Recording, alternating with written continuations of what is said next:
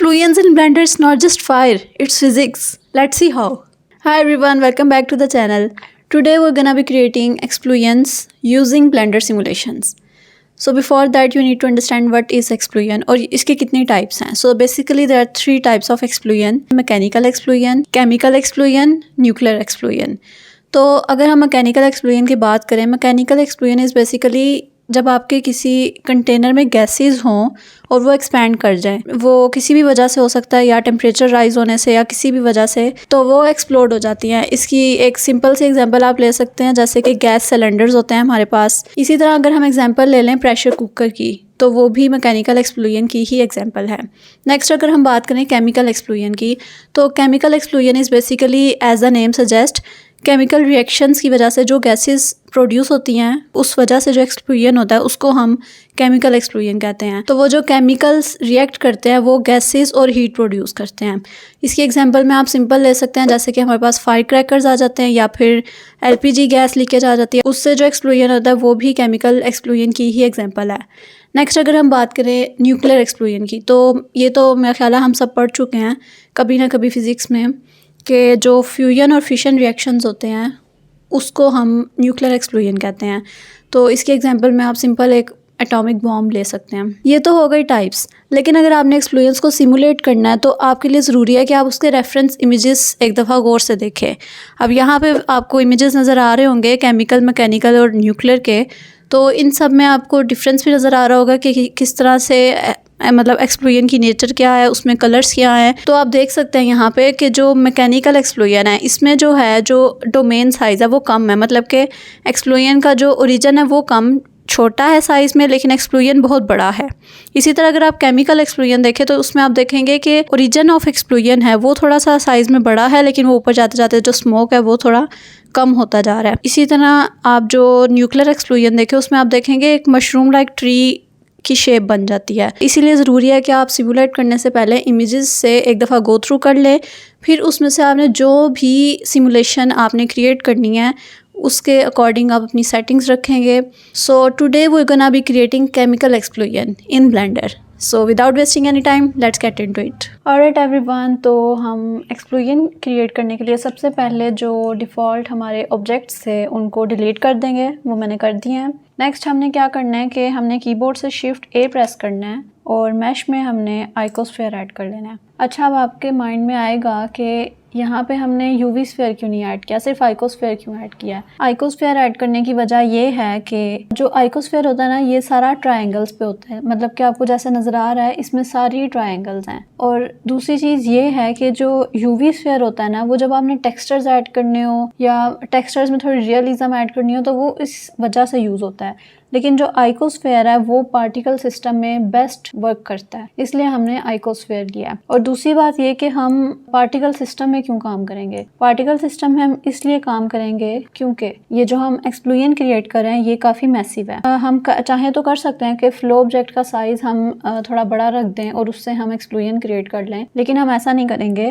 थोड़ी सी dynamic look देने के लिए, रियलिस्टिक लुक देने के लिए we're gonna be using particle system. सबसे पहले हमने आइकोस्फेयर वो ऐड कर लिया है. साइज़ हम इसका सेट कर लेते हैं थोड़ा सा. एन प्रेस करके इसकी प्रॉपर्टीज़ में जाएं तो आपको साइज़ इसका नज़र आ रहा है. स्केलिंग इसकी कम कर लूँगी मैं. आइकोस्फेयर को स्केल डाउन हमने कर लिया है. स्केलिंग के बाद आपने एक चीज़ करनी है जो मैं बार बार आपसे कहती हूँ कि कंट्रोल ए प्रेस करके आपने जो ट्रांसफॉर्म्स अप्लाई किए हो, यानी कि लोकेशन, रोटेशन या स्केल, तो अभी हमने स्केलिंग अप्लाई किया तो हम सिर्फ इसका स्केल रीसेट कर देंगे. अच्छा, नेक्स्ट स्टेप अब हमारा क्या है कि आपने इस आइकोस्फेयर में एक पार्टिकल सिस्टम ऐड करना है. अगर हम यहाँ पार्टिकल टैब में चले जाएं और यहाँ पे प्लस का साइन ऐड करें तो पार्टिकल सिस्टम हमारा ऐड हो गया इसमें. नेक्स्ट आपने क्या करना है कि यहाँ पे आपको एक वेलोसिटी टैब नज़र आएगी. ये हमारे पास वेलोसिटी टैब है. इसमें हमने क्या करना है कि नॉर्मल्स जो हैं अराउंड 6, इससे क्या होगा, जो नॉर्मल्स की वैल्यू है वो बेसिकली आपके पार्टिकल्स की वेलोसिटी को कंट्रोल करती है. तो नेक्स्ट अगर हम देखें, यहाँ पे आपको रेंडमाइज़ की ऑप्शन मिलेगी. रेंडमाइज़ की वैल्यू हम कर देते हैं थोड़ा सा 7 या 5 कर देते हैं. तो अच्छा, अब रेंडमाइज़ करने का मतलब क्या है कि जो पार्टिकल्स हैं उनकी जो यूनिफॉर्मिटी है, मतलब कि एक सिमेट्रिकल वे में आपके पार्टिकल शो हो रहे हैं, उस चीज़ को कम करना, मतलब कि रेंडमाइज़ कर देना. ये चीज़ हम लास्ट वीडियो में भी काफ़ी देख चुके हैं कि किसी चीज़ को रेंडमाइज़ करके उस पर क्या फ़र्क पड़ता है, उसकी रोटेशन पे, लोकेशन पे या स्केलिंग पे, इन सब चीज़ों पे क्या फ़र्क पड़ता है। तो रेंडमाइज बेसिकली यही है कि आप पार्टिकल्स की यूनिफॉर्मिटी को कम कर दें थोड़ा। अच्छा, नेक्स्ट अगर आप स्क्रॉल करें, फर्स्ट पे ही आपको एमिशन की टैब मिलेगी। यहाँ पे अगर आप देखें तो आपको फ्रेम स्टार्ट नज़र आ रहा है। फ्रेम स्टार्ट हम अगर कर दें, लेट्स मेक इट 10। यहाँ पे फ्रेम एंड जो है हम इसको 15 कर देते हैं। फ्रेम स्टार्ट हमने 10 रखा है, एंड हमने 15 रखा है। इसका मतलब ये है कि जो 10 और 15 का डिफरेंस है, यानी कि 5 फ्रेम्स, आपके हर 5 फ्रेम्स बाद 1000 पार्टिकल्स हैं वो एमिट होंगे। आप चाहें तो इसका नंबर चेंज भी कर सकते हैं। हम इसको अगर कर दें 6000, तो इसका मतलब ये होगा कि आपके 5 फ्रेम्स में 6000 पार्टिकल्स एमिट होंगे। तो आई होप ये चीज़ आपको क्लियर होगी हो कि फ्रेम स्टार्ट और फ्रेम एंड किस तरह से बिहेव करता है, या फिर इसका क्या रोल होता है पार्टिकल्स इमिट होने में। नेक्स्ट आपको ना फ्रेम एंड के नीचे ही ऑप्शन मिलेगी लाइफ टाइम की। तो लाइफ टाइम को अगर हम कर दें 6। अच्छा, लाइफ टाइम आपने 6 सेट कर दिया है। इसके बाद आपने इन सारी सेटिंग्स को छोड़ देना है। अब आपने व्यू पोर्ट पे वापस आ जाना है। आपने शिफ्ट ए से एक सर्कल ऐड करना है। सर्कल आपने ऐड कर दिया। अब आपने कहीं भी क्लिक नहीं करना, आपने जस्ट इस पैनल पे जाना है, ऐड सर्कल, इसे ओपन करना है और यहाँ पे फिल टाइप पे आपने एनकॉन कर देना है। इसका मतलब ये होता है कि आपका जो सर्कल है उसका एक फेस होगा। पहले नथिंग पे था, तो इसका मतलब है वो विदाउट एनी फेस वो सर्कल था, मतलब कि सिर्फ एक आउटलाइन थी। फिल टाइप एनकॉन रखने का मतलब ये है जो सर्कल है उसका एक फेस है। अच्छा, अगर हम इसको थोड़ा सा स्केलिंग इसकी कम कर दें और इसको अगर हम रोटेट कर दें 90 पे, तो ये कुछ इस तरह से रोटेट होगा। फ्रंट व्यू में लाते हैं, GX प्रेस करके थोड़ा सा हम इसको साइड पे ले जाते हैं सर्कल को। नेक्स्ट स्टेप में आपने क्या करना है कि पार्टिकल सिस्टम में वापस इस सर्कल पे भी आपने पार्टिकल सिस्टम ऐड कर देना है। इसका नंबर हम रख लेते हैं अराउंड 3000। नेक्स्ट आपने सेम वही पुराने वाली सेटिंग्स करनी है। जो एमिशन टैब में आपका फ्रेम स्टार्ट है इसको हम 10 सेट कर देंगे। इसी तरह जो फ्रेम एंड है वो हम 15 सेट कर देंगे। इसी तरह जो नीचे लाइफ टाइम है इसको भी 6 सेट कर देंगे। अगर आप नीचे स्क्रॉल करें वेलोसिटी टैब में, नॉर्मल को अगर आप कर दें 5, अगर आपको भूल जाए तो आप वापस इसमें जाके देख सकते हैं। नॉर्मल हमने 6 सेट किया हुआ है। चलें इसको भी हम 6 सेट कर देते हैं। अच्छा, अब रेंडमाइज की वैल्यू हम कर देंगे 5। तो आपने क्या करना है कि आपने यहाँ कलेक्शन पैनल में जाना है। आइकोस्फेयर को हम हाइड कर देंगे। ये आई आइकन को प्रेस करके इसको हम हाइड कर देंगे। अब अगर देखें तो हमें सिर्फ सर्कल विजिबल है यहाँ पे। नेक्स्ट हमने एक स्टेप करना है, वो ये है कि हमने शिफ्ट D प्रेस करके इसको डुप्लीकेट कर लेना है। GX प्रेस करके इसको एक सर्कल यहाँ पे ले आएंगे। इसी तरह शिफ्ट D प्रेस करके G प्रेस करके थोड़ा टॉप पे ले आएंगे। अच्छा, एक सर्कल अब हमने टॉप पे कर दिया और हमने 2 साइड्स पे कर दिए हैं। आइकोस्फेयर को हम वापस ले आते हैं। इसी हिसाब से सर्कल को थोड़ा सा नीचे मूव कर देते हैं। नेक्स्ट स्टेप आपने क्या करना है कि शिफ्ट A प्रेस करके एक हमने सरफेस ऐड कर लेनी है जिसको हम प्लेन कहेंगे। आपने सिंपली फ्रंट व्यू में जाना है 1 प्रेस करके और Z प्रेस करके इसको नीचे ले आना है ताकि हमारी एक्सप्लोजन को एक बेस मिल जाए। साइज आप इसका इंक्रीज कर सकते हैं। अब प्लेन ऐड करने की वजह क्या है? अगर तो आप एक्सप्लोजन एयर में क्रिएट कर रहे हैं तो इट्स ओके, प्लेन ऐड करने की ज़रूरत नहीं है। लेकिन अगर आप किसी फ्लोर पे एक्सप्लोजन क्रिएट करना चाह रहे हैं तो we need a plane so that the particles hit the floor. अब हमने प्लेन सेलेक्ट किया हुआ है। अगर हम यहाँ से फिजिक्स टैब में चले जाएं तो हम इसको कोलिजन दे देंगे। ये आपको सेकंड पे कोलिजन की ऑप्शन मिलेगी। कोलिजन हमने अप्लाई कर दिया है प्लेन पे ताकि जो हमारे पार्टिकल्स हैं वो इससे कोलाइड हो। अगर आप नीचे स्क्रॉल करें, यहाँ पे आपको एक पार्टिकल की टैब मिलेगी। इस पार्टिकल टैब में आपको फ्रिक्शन की ऑप्शन मिलेगी। इस फ्रिक्शन को अगर आप कर दें 0.8 कर दें। फ्रिक्शन सेट करने का मतलब ये है कि जो आपके पार्टिकल्स हैं वो प्लेन से स्लाइड ना करें। तो इस चीज़ को कंट्रोल करने के लिए फ्रिक्शन की वैल्यू हम सेट कर देंगे। नेक्स्ट अगर हम देखें, यहाँ पे एक डैम्पिंग की ऑप्शन है हमारे पास। डैम्पिंग को भी आप 0.8 पे सेट कर दें। इसकी वजह क्या है कि जो पार्टिकल्स और प्लेन का कोलिजन होगा उसमें जो बाउंस आएगा उस चीज को कंट्रोल करने के लिए डैम्पिंग होती है। जितनी ज्यादा हाई वैल्यू डैम्पिंग की होगी उतना ही बाउंस है वो लेस होगा। तो ये भी इनवर्सली प्रोपोर्शनल है। अगर आपकी डैम्पिंग की वैल्यू लो होगी तो जो आपका पार्टिकल का बाउंस है ना वो हाई हो जाएगा। तो इस चीज को इस तरह से कंट्रोल करता है। अगर आप इसमें देखें तो रेंडमाइज की एक ऑप्शन है हमारे पास, इसको हम कर देंगे 0.3 पे सेट। अब रेंडमाइज अगेन वही चीज है, प्लेन और पार्टिकल्स के कोलिजन में वेरिएशन लाने के लिए। अब हमने क्या करना है, वापस हम आइकोस्फेयर सेलेक्ट कर लिया है। पार्टिकल्स टैब में अगर आप आए, यहाँ पे आपको कैशे की ऑप्शन मिलेगी। इसको जब हम ओपन करेंगे तो यहाँ पे आपको बेक ऑल डायनेमिक्स की ऑप्शन मिलेगी। इस पर आप क्लिक कर दें। नेक्स्ट स्टेप हमारा है कि हमने डोमेन सेट करनी है। अब डोमेन सेट करने के लिए आपने क्या करना है, सबसे पहले आपने आइकोस्फेयर को सिलेक्ट कर लेना है। टॉप पे आपको ऑब्जेक्ट की ऑप्शन नज़र आएगी, यहाँ पे आपको यहाँ थोड़ा नीचे आके क्विक इफ़ेक्ट्स की ऑप्शन मिलेगी। क्विक इफ़ेक्ट्स में आपने जाके यहाँ से क्विक स्मोक पे क्लिक कर देना है। क्विक स्मोक पे क्लिक करने के बाद आपके पास ये कुछ इस तरह से शो होगा। आपने क्या करना है कि फिजिक्स टैब में ही आपने नीचे स्क्रॉल करना है, कैशे में यहाँ पे आपको जो टाइप है वो आप मॉड्यूलर पे सेट कर देनी है और रिज्यूमेबल को चेक कर देना है। इसकी मॉड्यूलर करने की और रिज्यूमेबल को चेक करने की रीज़न हम लास्ट वीडियो में डिटेल में डिस्कस कर चुके हैं। मेक श्योर आप वो वीडियो देख लें ताकि ये वीडियो समझने में आपको आसानी हो। अच्छा, अब जो यहाँ पे एंड फ्रेम है वो हम डिसाइड करेंगे कितनी लेंथ चाहिए एनिमेशन की। तो एज ऑलवेज इसे हम 150 पे सेट कर देते हैं, चाहे तो आप इसको भी साथ ही 150 पे सेट कर लें। तो मेक श्योर करें साथ साथ आप फाइल सेव करते रहें Ctrl+S प्रेस करके। अच्छा, अगर आप अब वापस ऊपर स्क्रॉल करें तो ये आपको यहाँ पे ऑप्शन मिलेगी रेजोल्यूशन डिवीजन की। अच्छा, अब इसमें आपके पास दो ऑप्शंस हैं, या तो आप इसमें बहुत ज़्यादा हाई रेजोल्यूशन सेट कर सकते हैं या फिर आप थोड़ी सी मिड लेवल या लो रेजोल्यूशन सेट कर सकते हैं। तो अगर आप हाई रेजोल्यूशन सेट करते हैं तो उसमें आपका ऑब्वियसली रेंडरिंग टाइम भी ज़्यादा लगेगा, बेकिंग में भी ज़्यादा टाइम लगेगा और आपका हैवी कंप्यूटर होना भी ज़रूरी है। तो अगर आपके पास ऐसा नहीं है, टाइम कम है या फिर आपका पीसी इतना पावरफुल नहीं है, तो आई सजेस्ट कि आप थोड़ी सी रेजोल्यूशन कम रखें। तो अभी के लिए अगर हम इसकी रेजोल्यूशन को कर दें अराउंड 96, आप इससे ज़्यादा भी रख सकते हैं, हम इसे 128 पे भी सेट कर सकते हैं। तो मैं 128 कर देती हूँ। अब नीचे अगर आप देखें CFL नंबर को हम 4 ही रहने देंगे। इससे क्या होगा कि आपकी जो सिमुलेशन की अपीयरेंस है वो थोड़ी सी इन्हेंस हो जाएगी। अब अगर आप देखें नीचे यहाँ पे आपको बॉर्डर कोलिजन की ऑप्शन मिलेगी। अच्छा, अब इसमें आपने ना एक चीज़ समझनी है कि बॉर्डर कोलिजन, अब यहाँ पे कुछ भी चेक नहीं हुआ आपने सिंपली क्या करना है कि आपने जो बॉटम है इसको चेक कर देना। अब इसका मतलब क्या है, जो भी आपके पार्टिकल्स हैं वो सिर्फ बॉटम से कोलाइड करेंगे, बाकी आपका मतलब कि एयर में एक्सक्लूजन है तो वो लेफ़्ट राइट आगे पीछे टॉप पे वो कहीं भी फ्रीली मूव कर सकते हैं, सिर्फ वो बॉटम से कोलाइड करेंगे। तो ये इस तरह का इफेक्ट देगा कि ये ओपन एयर में कोई एक्सक्लूजन है, किसी क्लोज स्पेस में एक्सक्लूजन नहीं है, मतलब कि ओपन एयर में एक्सक्लूजन है। अब हम क्या करेंगे कि जो एडॉप्टिव डोमेन है ये चेक कर देंगे। जितनी भी सिमुलेशंस होती है ना उसमें सेटिंग्स कुछ ना कुछ चीज़ों को निकाल के ना सारी सेटिंग्स सेम ही होती हैं। तो ये जब आप करते रहें तो ये आपको सारे स्टेप्स याद हो जाते हैं। तो एडॉप्टिव डोमेन हमने चेक कर दिया है। थोड़ा सा बेकिंग टाइम इंप्रूव करने के लिए हम इसे एनेबल करते हैं। नेक्स्ट हमारे पास गैस टैब आ जाती है। गैस टैब में आप देखें सबसे पहले आपके पास यहाँ पे वर्टिसिटी की आपको ऑप्शन मिलेगी। वर्टिसिटी को आप 0.2 पे सेट कर दें। वर्टिसिटी का मतलब हम पहले भी डिस्कस कर चुके हैं कि it is use to add swirls and randomness to the flame, मतलब कि आपके फ्लेम्स सिमेट्रिकल नहीं होते, आपकी जो फायर होती है वो थोड़ी एक क्रेजी लुक होती है, मतलब फ्लेम्स रेंडमाइज होते हैं, उनमें स्विर्ल्स आ रहे होते हैं।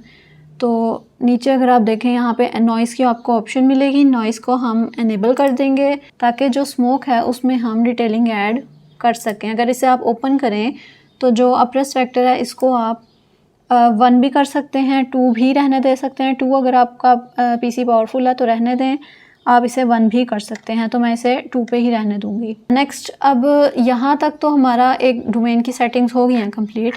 नेक्स्ट अगर हम देखें तो हमारे पास आ जाता है इनफ्लोज।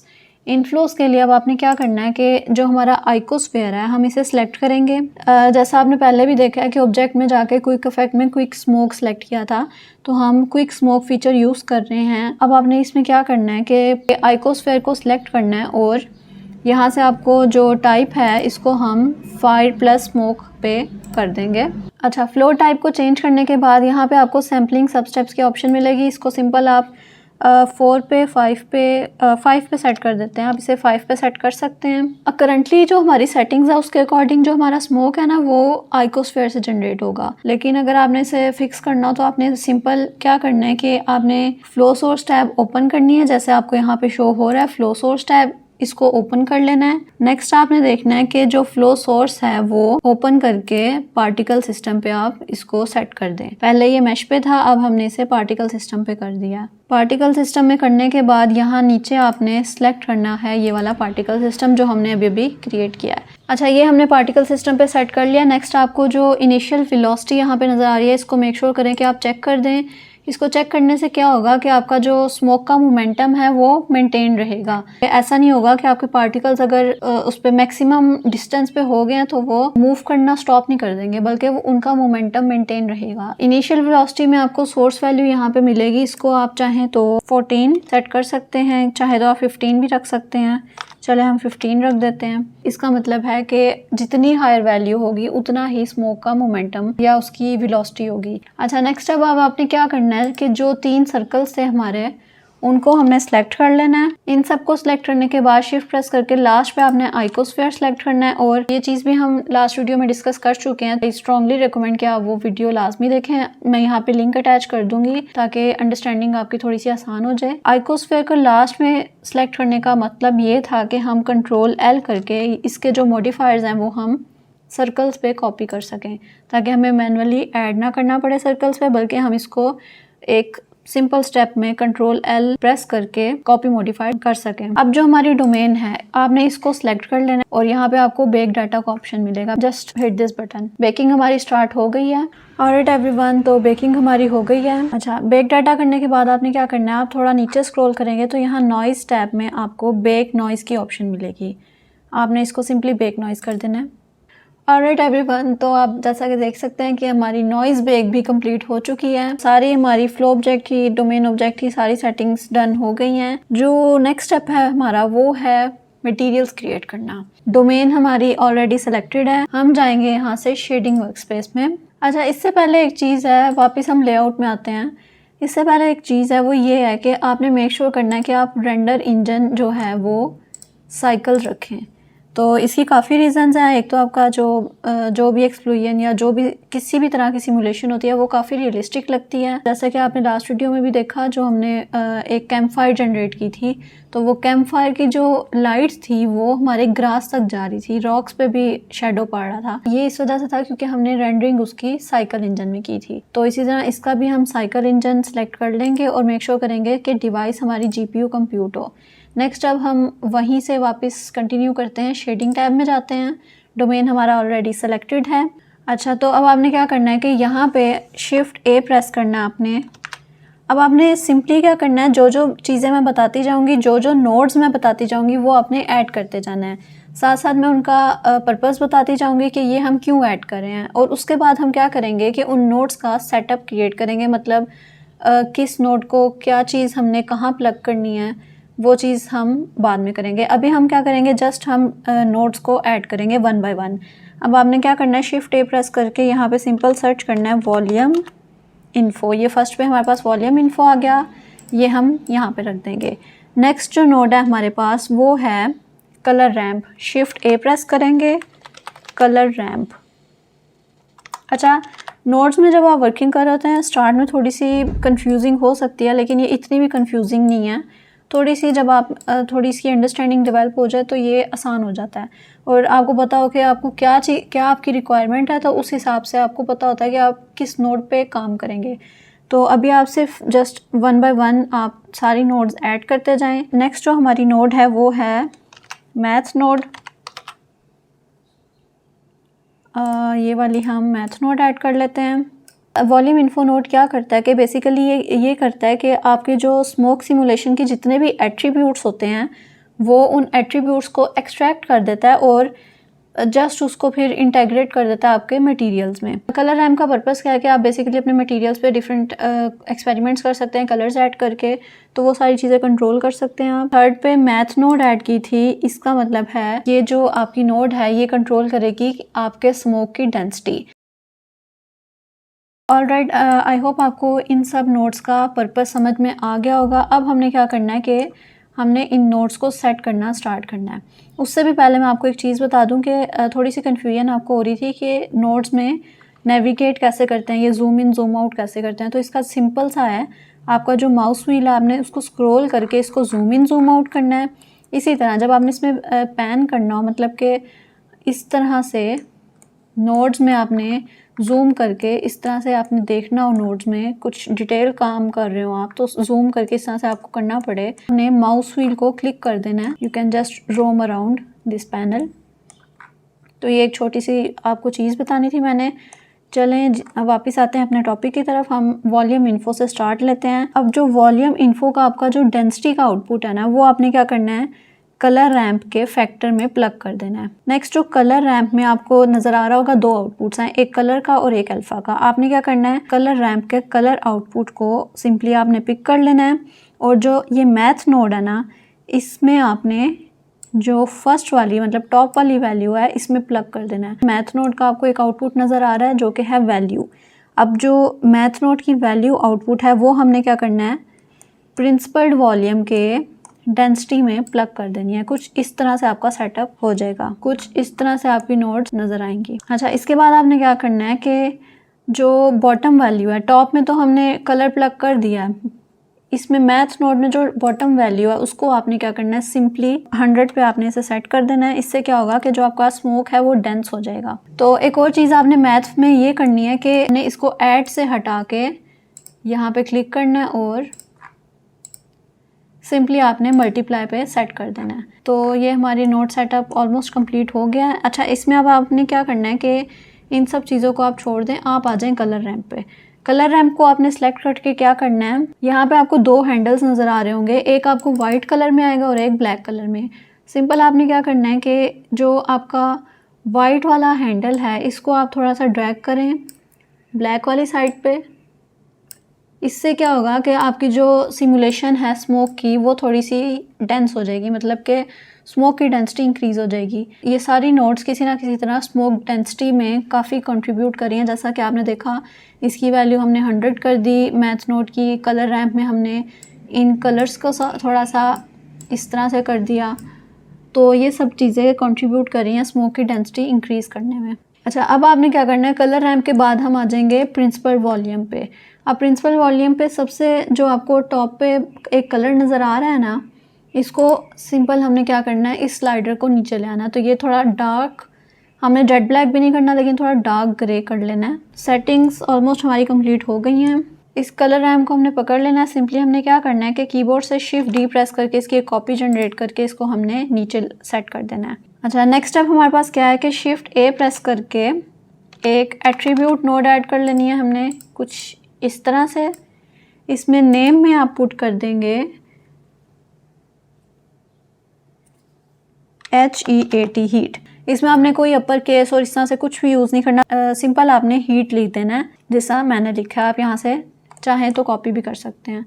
तो ये एट्रीब्यूट में हमने नेम वाली फील्ड में हीट टाइप कर दिया है। हमारे पास 4 आउटपुट्स यहाँ पे आपको नज़र आ रहे हैं। आपका जो फैक्टर वाला आउटपुट है आपने इसको पकड़ लेना है, जो हमने कलर रैम को डुप्लीकेट किया था उसके फैक्टर में प्लग कर देना है। तो ये एट्रीब्यूट की फैक्टर वैल्यू और कलर रैम की फैक्टर वैल्यू आपस में इंटरकनेक्टेड है। अच्छा, अब आपने क्या करना है कि जो ये नीचे वाला कलर रैम्प है इसकी जो कलर आउटपुट है इसको आपने सिंपल क्या करना है, एमिशन कलर में, प्रिंसिपल वॉल्यूम के एमिशन कलर में प्लग कर देना है। तो ये आपका नोट सेटअप इस तरह से नज़र आएगा। अब आपने क्या करना है, यहाँ पे आपको एमिशन स्ट्रेंथ नज़र आ रही होगी, इसकी वैल्यू को जस्ट 100 पे सेट कर दें। एक लास्ट चीज़ जो बची है वो ये है कि कलर रैंप में हमें थोड़े से कलर्स ऐड करने हैं एक्सप्लोजन के जो होते हैं। ब्लैक को अगर हम थोड़ा सा ड्रैग करके राइट साइड पे ले आएँ और इस कलर में हम थोड़ा सा ऑरेंज साइड पे कर दें, इस तरह से थोड़ा सा इसको यहाँ पे सेट कर दें। अच्छा, इसी तरह आपने एक हैंडल ऐड करना हो तो इसके लिए आप सिंपली कंट्रोल प्रेस करके इस तरह से क्लिक भी कर सकते हैं। लेकिन एक और ऑप्शन है कि यहाँ पे आपको प्लस माइनस का साइन नज़र आ रहा होगा, आपने सिंपली प्लस कर देना है तो भी आप हैंडल है वो ऐड हो जाता है। अब हमने इसे सेलेक्ट कर लेना है और इसको थोड़ा सा हम येलोइश साइड पे ले जाते हैं, थोड़ा सा ब्राइट येलो कर देते हैं और जो ऑरेंज का शेड है वो भी थोड़ा सा मेरा ख्याल है हम ब्राइट कर देते हैं। तो नोट सेटअप हमारा कुछ फाइनल लुक इस तरह की आ रही है हमारे पास। तो नोट सेटअप हो गया, सारी डोमेन सेट हो गई, सब कुछ हो गया। तो अब हमने क्या करना है कि डोमेन का साइज़ इस तरह से हमने स्केलिंग कर लेनी है। अच्छा, तो पहले हमारा ब्लेंडर क्रैश हो गया था तो काम करते हुए ऐसे भी हो सकता है, तो इसीलिए मेक श्योर कि आप अपनी फाइल साथ साथ सेव करते रहें ताकि अगर मेरी तरह आपका ब्लेंडर क्रैश हो तो एटलीस्ट आपका काम ज़ाया ना जाए। अच्छा, हम यहाँ पे थे कि डोमेन का साइज़ चेंज करना था। अभी आप देख सकते हैं कि काफ़ी कंजस्टेड सा है। अगर हम इसे एस प्रेस करके इसकी स्केलिंग करें, बड़ी सी एक डोमेन बना देंगे और GZ प्रेस करके इसको हम इस तरह ले आएँ ताकि टॉप पे हमारे पास एक रूम हो स्मोक के लिए और फायर के लिए। तो ये हमारे पास अब कुछ इस तरह से। अब आपने एक चीज़ करनी है कि आपने वापस इसकी फ़िज़िक्स प्रॉपर्टीज़ में जाना है और जो आपका बेक हुआ हुआ डाटा था उसको फ्री कर देना है, क्योंकि आपने इसकी स्केलिंग किया है। ऐसा होता है कि आपको बेक करके उसको डिलीट करके फिर दोबारा बेक करना पड़ता है। तो यहाँ पे हम पहले सेव कर लेंगे ताकि क्रैश हो जाए तो हमें नुकसान ना हो कोई, और हम उसके बाद बेक डाटा कर देंगे। अब बेकिंग हमारी स्टार्ट हो गई है। चलिए जी, डाटा हमारा बेक हो गया। अब आपने इसी तरह नॉइज़ को भी बेक कर लेना है। ऑलराइट, तो बेकिंग हमारी डन हो गई है और हम रेंडर व्यू में आ चुके हैं। अच्छा, अब हम इसमें कैमरा ऐड कर लेते हैं ताकि हम रेंडरिंग सेटिंग्स कर सकें। तो शिफ्ट A प्रेस करके यहाँ पे आपने सिंपल कैमरा ऐड कर देना है। अब कैमरा यहाँ पे भी आप क्लिक कर सकते हैं या फिर नंपैड से 0 प्रेस करके कैमरा व्यू में चले जाएंगे और इसको हम लॉक कर देंगे। इसी तरह स्क्रॉल करते करते व्यू पोर्ट में हम सेट कर लेंगे कि हमें कैमरे में कितना व्यू चाहिए।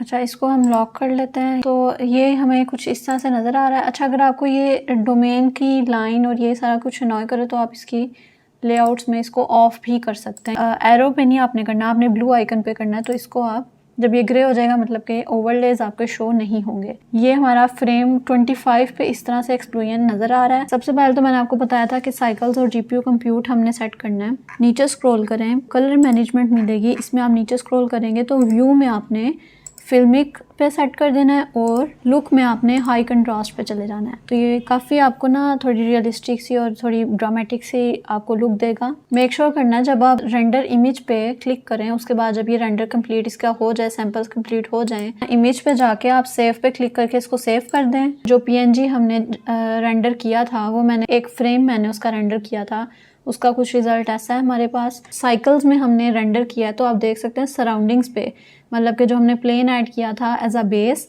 उस पर भी काफ़ी ज़्यादा लाइट स्प्रेड हुई हुई है।